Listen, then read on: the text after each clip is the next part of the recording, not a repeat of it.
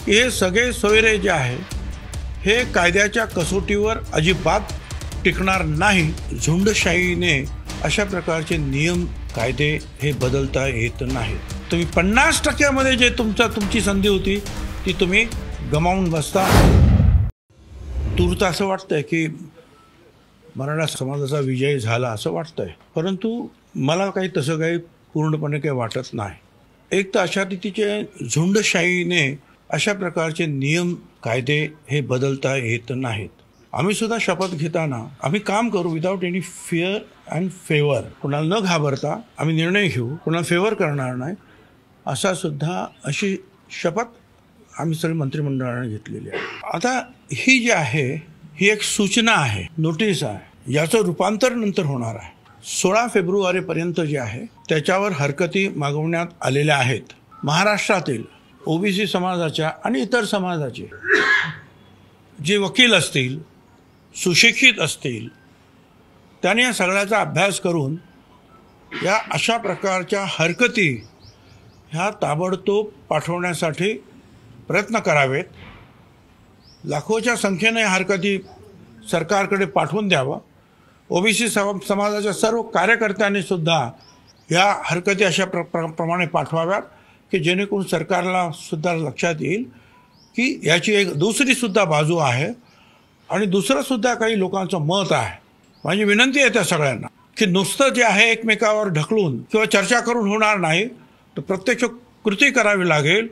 तुम्हाला याच्यावर हरकती घ्याव्या लागतील आणि आम्ही त्या हरकती आमच्या समता परिषदेच्या याच्यामध्ये तर त्याबद्दल आम्ही निश्चितपणे विचार करून योग्य प्रकारेच्या पुढची आम्ही कारवाई करू। एक आहे माझं स्वतःचं मत असं आहे की हे सगळे सोयरे जे आहे हे कायद्याच्या कसोटीवर अजिबात टिकणार नाही असं माझं मत आहे। यामध्ये मराठा समाजाला सुद्धा मला त्यांच्या निदर्शनास आणून द्यायचं आहे।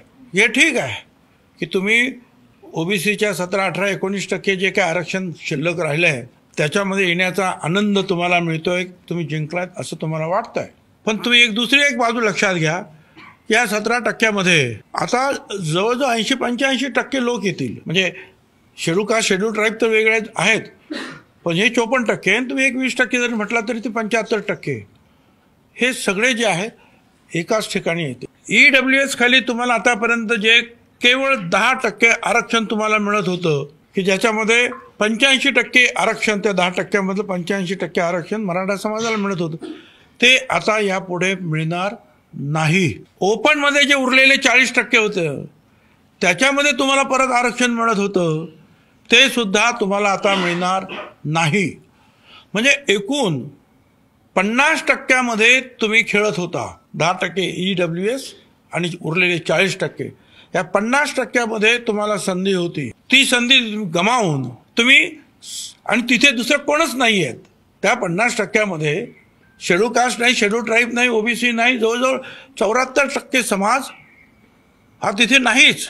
त्या 50% फक्त मोठा मराठा समाज, 2-3% असलेला ब्राह्मण समाज आणि लहान लहान समाज, एखादा जैन वगैरे असे काय असेल तर, ह्या सगळ्यांवर आता पाणी सोडावं लागेल। आणि 17% असलेलं जे शिल्लक आहे त्या 374 जातींबरोबर जे आहे तुम्हाला झगडावं लागेल। त्यामुळे ठीक आहे, ओबीसीचं आरक्षण त्याला धक्का लागणार नाही असं म्हणत बॅकडोर एंट्रीनं जे आहे तुम्ही प्रयत्न करतात, येतात, पण त्याच्यामुळे तुम्ही 50% जे तुमची संधी होती ती तुम्ही गमावून बसता, हे सुद्धा तुम्हाला विसरता येणार नाही।